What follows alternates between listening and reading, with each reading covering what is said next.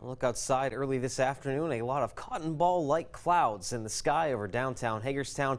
We've had that sunshine for a few hours now, and it's bumped our temperatures already into the lower 80s, 83 degrees at the moment, and it's going to stay fairly warm and fairly muggy here over the next few hours, and that will lead to storm development here as we approach the middle of the afternoon. It's almost 90 degrees in Charlestown at the moment. Otherwise, we're seeing some just lower to middle 80s out there here early on this Friday. And again, as we go throughout the afternoon, dew point temperatures have stayed where they were this morning into the middle and lower 70s. So certainly feeling a lot more like summer, but drier air is on the way. Checking out that regional satellite and radar loop, we have a lot of convection, a lot of storms to our south, where we're going to see some of that energy rushing its way up towards the four-state region. And we have a lot of thunderstorms off to the north and west, closer to that cold front. We're right in between those two. We're not seeing a lot of thunderstorm development near us just yet, but as we go through the afternoon, we'll continue to track that. But those two setups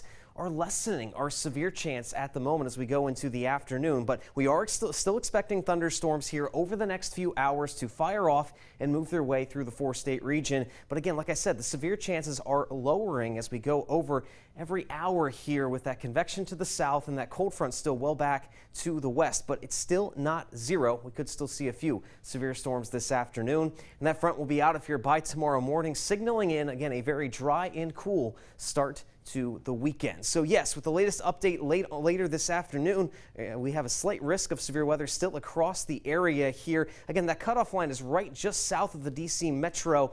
And again, they really did not move this all that much with the latest update because we still have that slight chance at seeing a few severe storms. And check it out here this afternoon. Again, there's those storms firing off right ahead of that cold front as we head into the evening.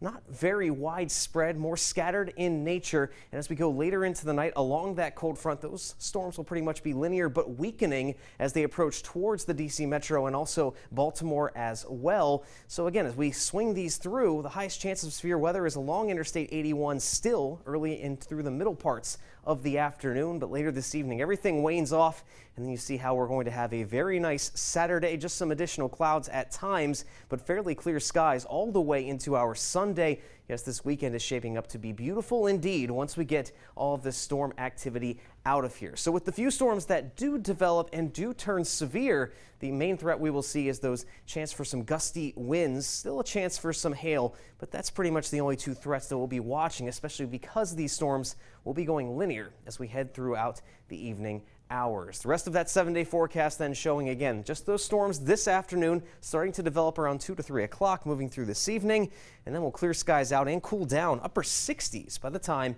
we get into Sunday.